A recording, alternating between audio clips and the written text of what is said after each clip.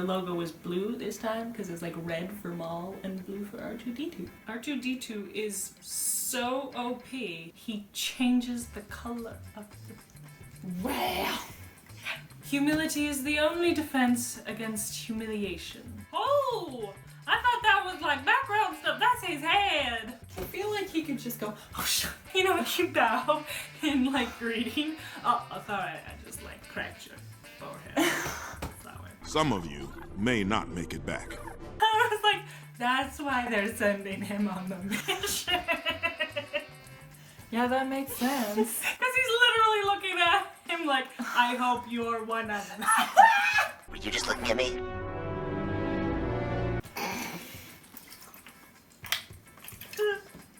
I love Mace. The Colonel is one of our top minds at Strategic Command. I want you to remember that Mace Windu said he's one of our top guys. I was just going to say, they're hyping him up, so he's going to disappoint. Just like Moralo evolved. Criminal mastermind! Yeah, no, the guy's an idiot. Oh, wonderful. Could have gone like with a really great message here. Like they actually touched on this way back in season 2, but your size has nothing to do with your capability. He could have been a really great leader, and then all these droids could have been like super competent, a valuable part of the team, every single one, including that guy.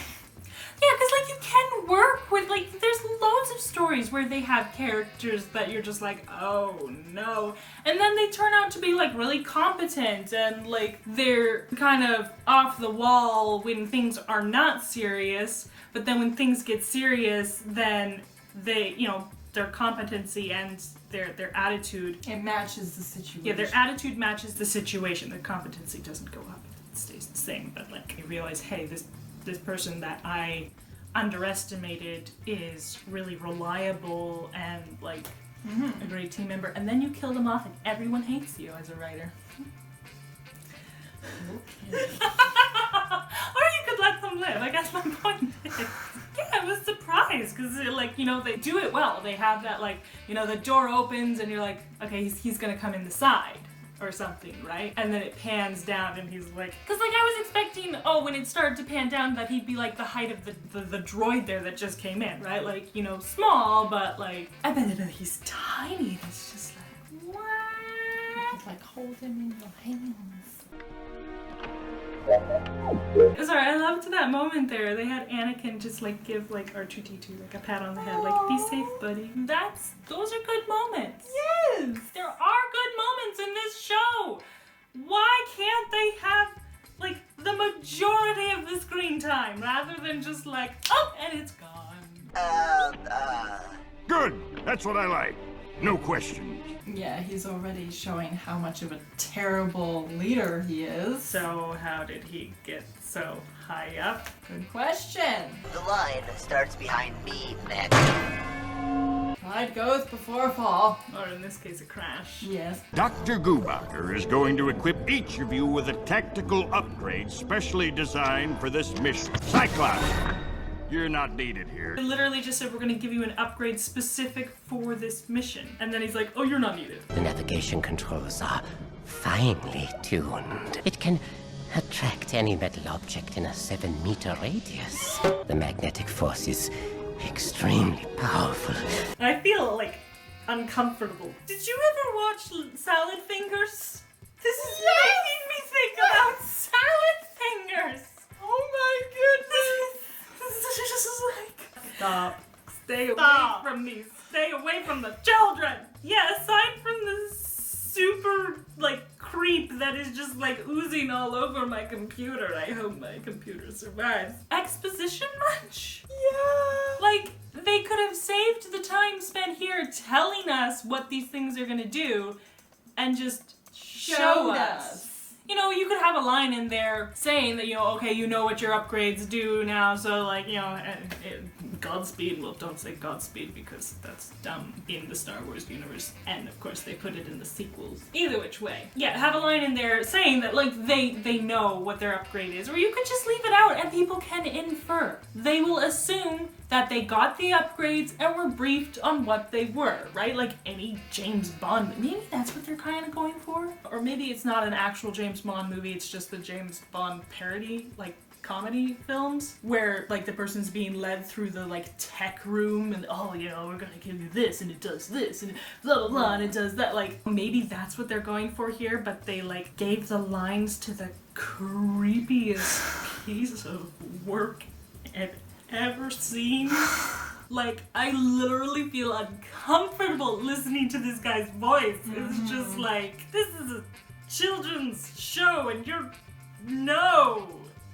no, what are you like making this into? M5 BC, we are not putting anything inside you.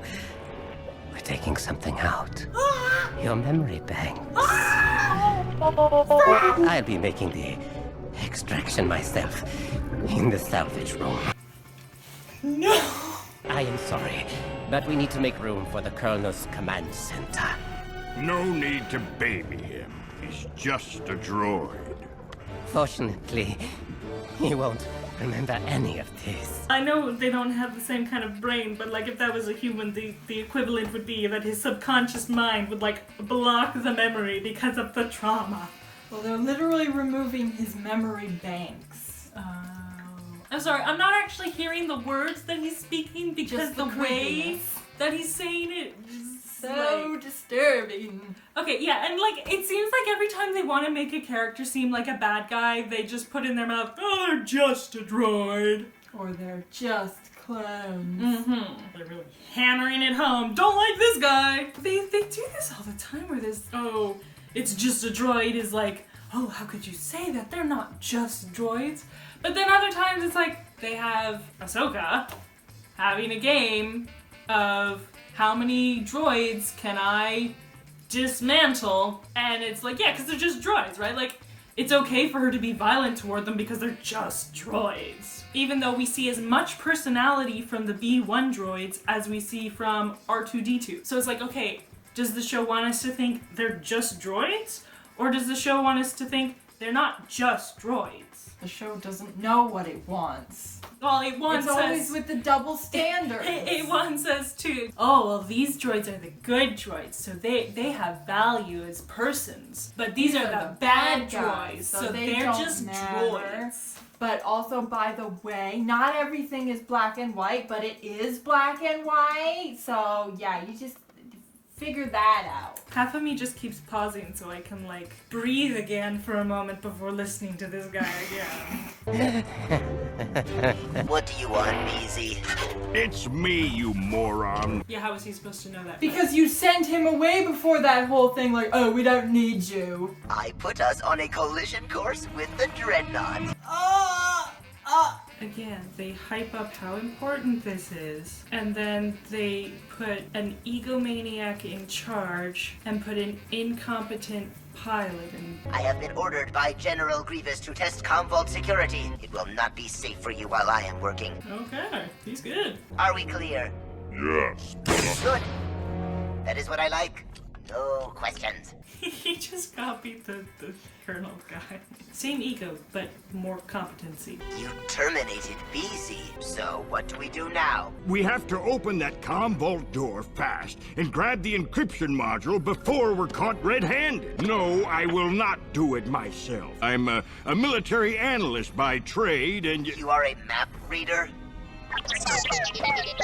I'm hating this right now because battlefield strategists, map readers, they're important, they're valuable. And the show is having us look down on him. It's like, okay, yeah, you've put him in the wrong position.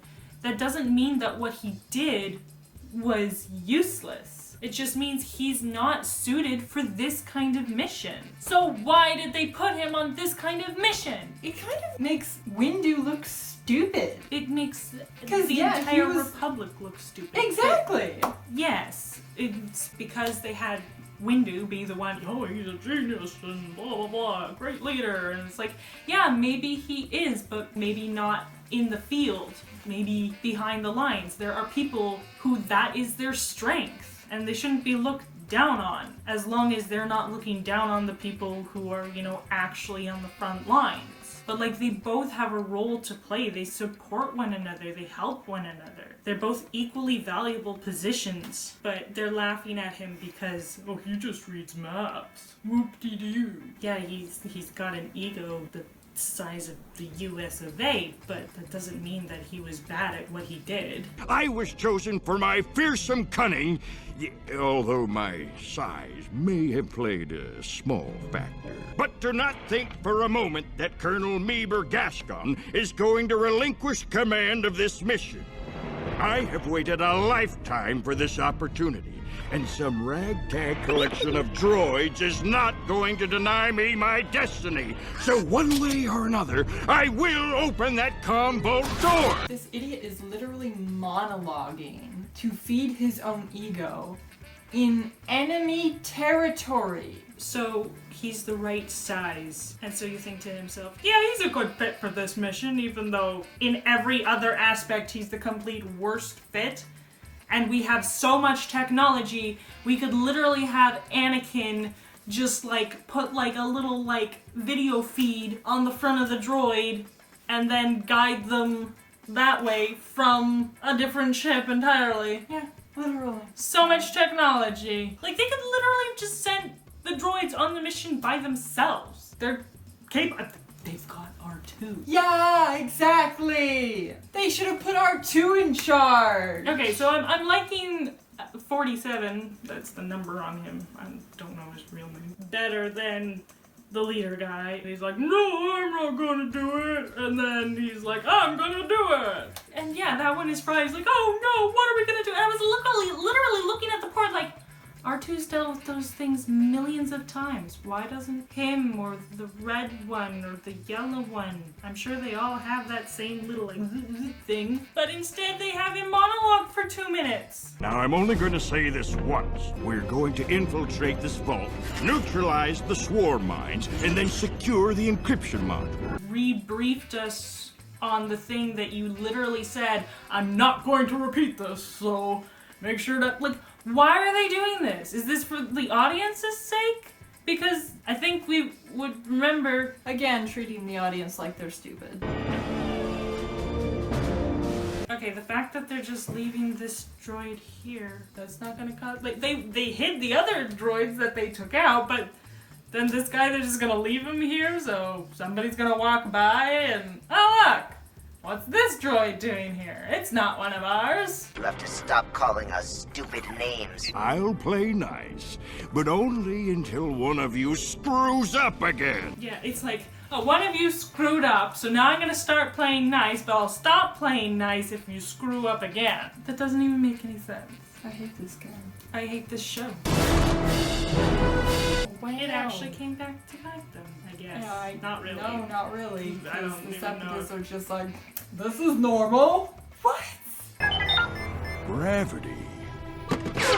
Right! Turn it off, quick! Again, like I said this during the C-3PO episode, when he was completely flubbing being like a good protocol droid. It's like, okay, you've established these strengths of this character. He's a strategist, so R2 should have been like, oh no, what do we do? And then he sees the gravity thing, he's like, quick, R2 the gravity! And then R2 does the thing, right? So you're like, oh, look at that. He's a good thinker. He's, you know, even though he's put on the spot, he's, you know, quick to think up a strategy. That's what he does. But instead they have R2 do it. Like, they show that he's kind of starting to think in that direction, but then it's not until R2 does it that he's like, oh yeah, do the thing. That's a good idea.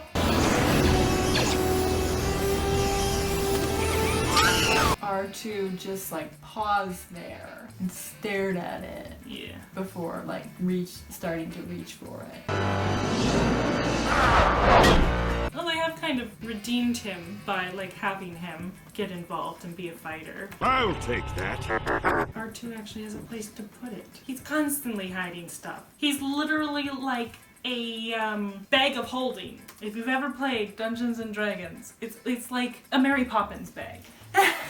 That's what a bag of holding is. But yeah, like he's transported like hidden messages from Leia. He's hidden lightsabers. He's got a million pockets and gadgets and everything. And I'll take that, and I guess I'll just hold on to it.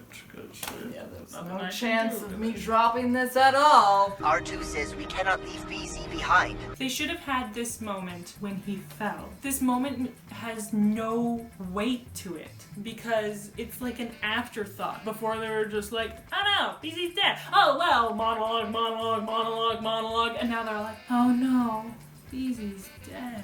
It's like, what? Huh? You just literally left him on the floor earlier, like, and now you're all like, we can't leave him. I mean, I know they weren't going far and they knew they were gonna come back, but it's still, like, it was like no big deal 5 minutes ago, and now it's like, oh no, we can't leave our fallen comrade. R2's right. We can repair him on the shuttle. Having the Colonel learn, oh, these aren't just droids, that's what they're doing. Who knows? You droids might just make decent soldiers after all. They don't have him do a complete 180. He's They're on his way, but he's not there yet. Like, that's not bad. But, oh, we can't leave BZ behind. We'll fix him on the ship. Where's BZ? Who's fixing him? Again, they just chuck him when he's inconvenient to the plot. To what they want us to feel, or like in that scene there, they should have had R2 and the others like fixing BZ and he's saying his bit, and I feel like these arcs are like such an afterthought because like it was the same thing with the Mortis arc. They make one episode, it feels like it's a complete standalone, episode. but then all of a sudden you start the next one, it's like, oh, we're still here doing this thing? Why? Wouldn't it be nice if the writers were competent? But they're not. Then we wouldn't have to get so mad. Yep.